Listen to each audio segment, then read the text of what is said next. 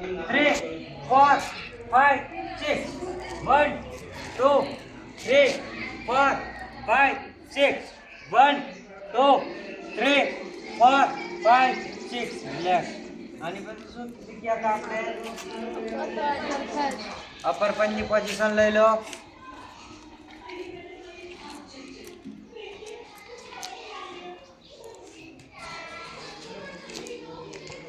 1 2 3 4 1 2 3 4 1 2 3 4 1 2 3 4 1 2 3 4 relax આની પછી શું શીખ્યા હતા આપણે મિડલ પંચની પોઝિશન લઈ લો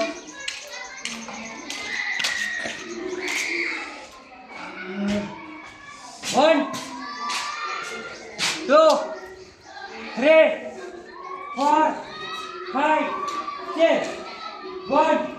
2 3 4 5 6 1 2 3 4 5 6 1 2 3 4 5 6 રિલેક્સ આ પંચ કેમ રાય અપર પંચ કેમ રાય આ ધ્યાન રાખો આવી તો ઢેર મારે બધા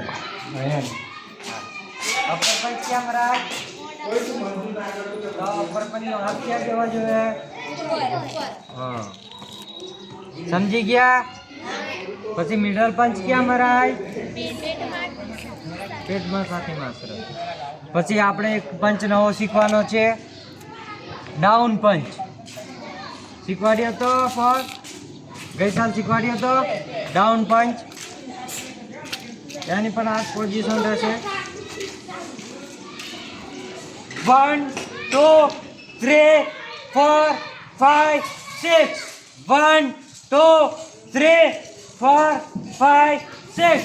1 2 3 4 5 6 આ કયો પંચ કહેવાય રિલેક્સ ડાઉન પંચ આપણે કયા પંચ શીખ્યા હતા પહેલા પંચ શીખ્યા એક પહેલા પંચ બનાવતા શીખ્યા પછી અપર પંચ પછી આ પંચ કયો શીખ્યા કેટલા પંચ થયા સમજી ગયા ભાગશે ને હવે ફરીવાર આપણે રિપીટ કરીશું પંચ બનાવવા શીખ્યા ત્યાંથી 1 2 3 4 5 6 1 2 3 4 5 6 1 2 3 4 5 6 1 2 3 4 5 6 રિલેક્સ હવે અપર પંચની પોઝિશન લઈ લેજો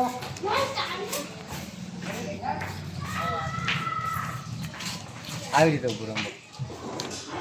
1 2 3 4 5 6 1 2 3 4 5 6 1 2 3 4 5 6 1 2 3 4 5 6 રિલેક્સ આની પછી કયો પંચ શીખ્યા હતા મિડલ પંચની પોઝિશન લઈ લો 1 2 3 4 5 6 1 2 3 4 5 6 1 2 3 4 5 6 રિલેક્સ આની પછી કયો પંચ શીખ્યા હતા ડાઉન પંચની પોઝિશન લઈ લો 1 2 3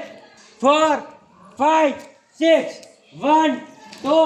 3 4 5 6 1 2 3 4 5 6 રિલેક્સ હવે છે ને પાછળવાળી છોકરી આ છોકરીને આવી રીતે પકડી લે અહીંયા કોઈને ઘણું દબાવવાનું નહીં કોઈને વાગે નહીં એનું ધ્યાન રાખવાનું સમજી ગયા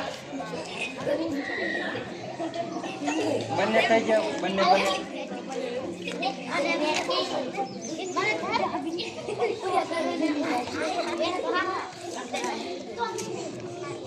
નાની છોકરીઓ પાછળ સરકી જાઓ વાગશે 1 આગળ આવે આ પંચ ક્યાં મારવાનો આપણે શીખવાડ્યું હતું ને તે દિવસે પાછળ 1 2 3 4 5 6 1 2 3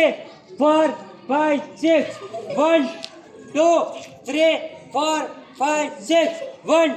2 3 4 5 6 રિલેક્સ આ પંચ ક્યાં મારવાનો કીધું તો આ પંચ બનાવીને હા પાછળ આપણને કોઈ પકડી લે તો આવી રીતે બનાવીને મારવાનું સમજી ગયા હા હવે આ જે પાછળ હતા એ આગળ આવી જાઓ